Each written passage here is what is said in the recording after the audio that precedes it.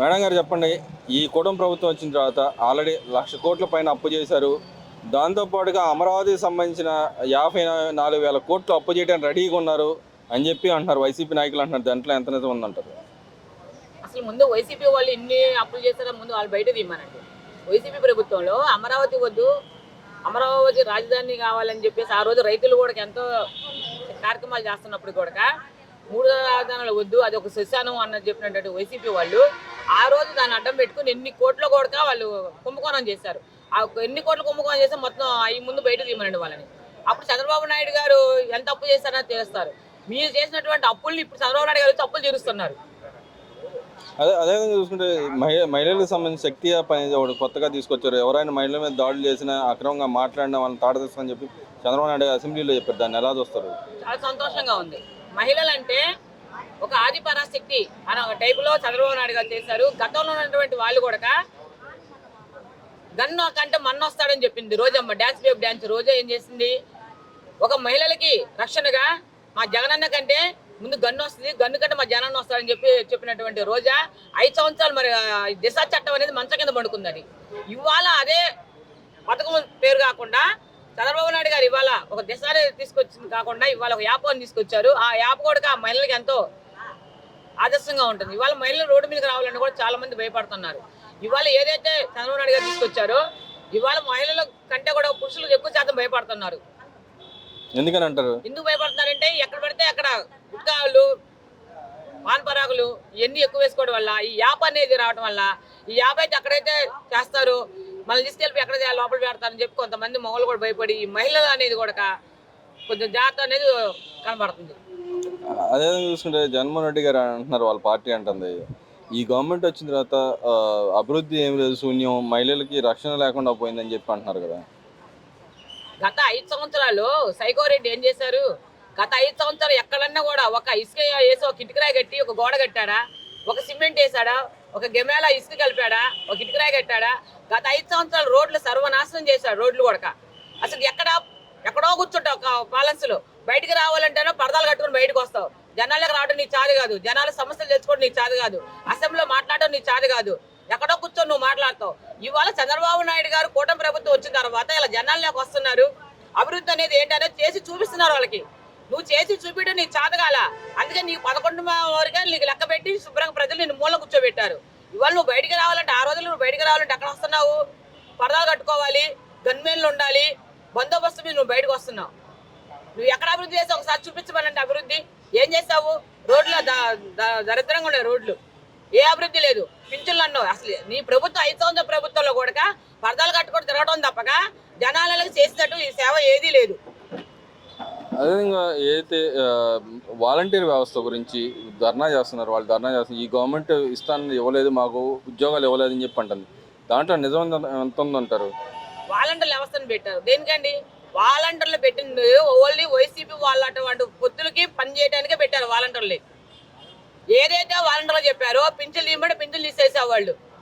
ఎన్నో సంవత్సరాల నుంచి ఉన్నటువంటి పింఛన్లు కూడా గతంలో ఉన్నటువంటి పింఛన్లు, వితంతు పింఛి కానీ, భర్త చనిపోయిన పింఛన్లు కానీ, వృద్ధ పింఛన్లు కానీ, వికలాంగుల పింఛన్లు కానీ అన్ని కూడా గత ప్రభుత్వం ఎన్ని సంవత్సరాల నుంచి ఎన్టీ రామారావు దగ్గర ఉన్న కాడి నుంచి కూడా పింఛన్లు ఇస్తున్నారు.